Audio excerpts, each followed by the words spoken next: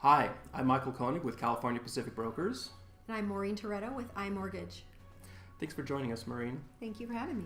You know, quite frequently this time of season, I get a question quite frequently asked, and that is, how can I upgrade my home, purchase a new home that is, and sell my current home without going homeless in the process? Is that doable? Absolutely doable. It is doable. It's doable if you have a couple key things in mind. Number one is timing. It is very time-centric, as well as very good communication.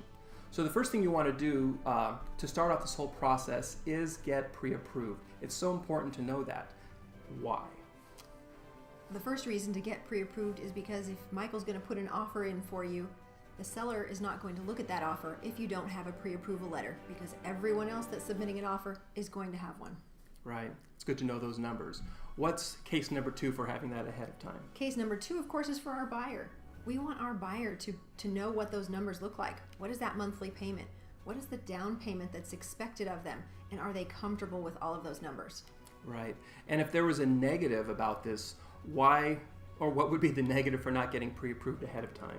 The negative would, of course, be you find a home that you love, but you don't know if you can have it. You don't know if you can afford it. You don't know what that payment is or what that down payment is. Again, those expectations for you. Right. And no doubt if you're doing this upgrade process, you've purchased the home in the past. So as we all know, when you are in the purchase process, there are a number of fees that are incurred. There's appraisal costs, there's inspection fees, and the time along with that. If you go down this road and then you have to cancel because you don't qualify, boom, you just lost potentially $2,000 or $3,000 in all of these inspections. Right. So now you've met with Maureen, you're pre-approved, you're comfortable with where your payments are. Now the very next step is to make sure that your home is ready for sale.